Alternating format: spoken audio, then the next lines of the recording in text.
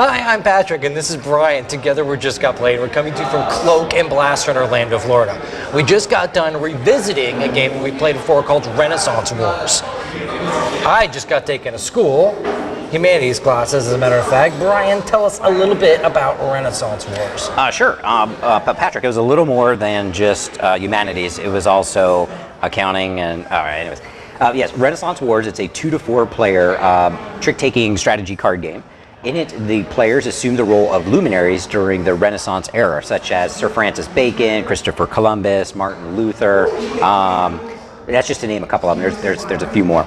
So each of these characters, these luminaries, have special abilities that usually trigger whenever you win one of the tricks, or at some other point during the game that allow you to swap other cards that opponents are playing for one of your cards. And there's a couple of other different kinds of abilities that might introduce randomness, where you get like extra victory points or something like that. Now, basically, the game sort of begins with each player starts with a hand of cards, and whoever the player with the initiative is going to throw out a card, and there's going to be a dominant condition, which is kind of like a trump suit. A player can lead with any of the conditions that they want, like economics, politics, religion. They kind of act like suits for the cards. And then it just goes to the clockwise, and players are essentially trying to take that trick, which are going to be captured cards and worth victory points for them. Now this is called the skirmish phase. If they win the skirmish, then a lot of times their luminary has a special power which can also trigger upon that skirmish. The other thing that if you win a skirmish, what you can do is you can play what's called a meld. That's basically like if you have a certain set of cards, like a set collection type mechanic, which will score you victory points, which are represented by florins.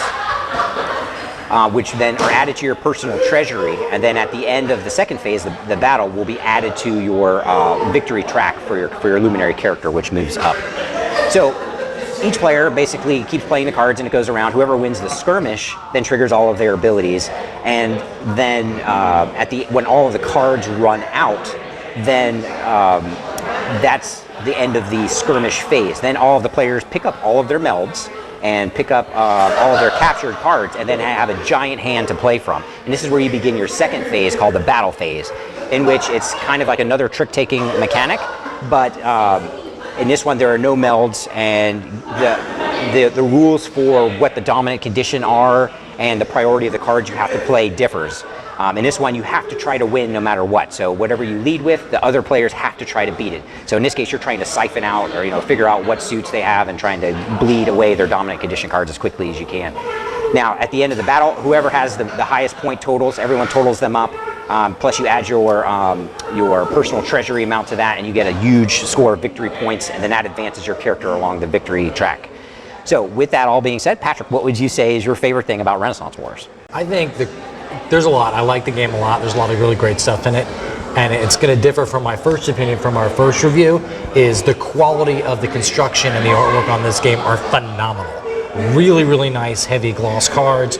All of the little punch-out game pieces have a really nice feel to them. Even the game box, I think, is one of the best game boxes I've yet seen. And if there's something that you really like about it. The thing, after seeing the finished product with all the cards, I would have to say is the edutainment value.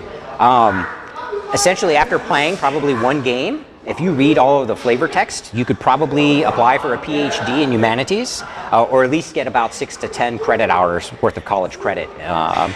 There's a lot of history lesson just reading all the card text, which I find fascinating. Yeah, that's really cool. But Patrick, what would you say is the thing that you like least about Renaissance Wars? I guess if I had to pick something that I didn't like, if I had to, it would be the fact that it's a fairly long game, and it is a brain burner. If you're not really paying attention every single minute to this game and really focusing hard about it, you're not going to do well. It's not something that the luck, there is a good quotient of luck involved in the game, but the luck's not really going to help you if you're not on top of it. You're not going to get lucky and win this game. And if there's something that you don't like, if you had to pick one thing that you don't like about it. If I had to pick one thing, I would say that there was a couple of cards in there that are kind of like take that or I gotcha kind of cards, where they would steal like half of my personal treasury, which is fun if you get to be the one playing that card. But if you're sitting there spending all your time trying to count the cards and figure out how many points you can get doing all this, and then all of a sudden someone's just like taking half of your treasure, it kind of makes me mad, or at least want to cry sometimes. But I did get to play one of those cards, so then I was happy. So and Patrick almost cried. Speaking of crying, there were some babies involved too, but we'll get to that later.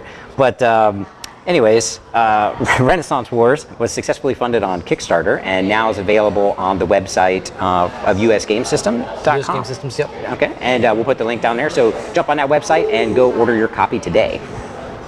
I'm Patrick. This is Brian. Thank you very much for watching Just Got Played. At one point, you were addled with 2 babies. I did have 2 babies. You're a baby machine. Yes. And pretty expensive. Yeah. And you tried to shoot one of my babies. Well, when you gave it to when you gave me your baby, when I adopted the baby, Well, to be fair, I just dropped it off on your doorstep. yeah, there was no adoption. We left it there. Yeah. Yeah. So the best way to get rid of it is to shoot it with arquebus. Yeah. And one of the edutainment factors is it does show you that babies do cost a lot of money and can siphon your florins. And you can shoot them. Yes, you can. What kind of production is this?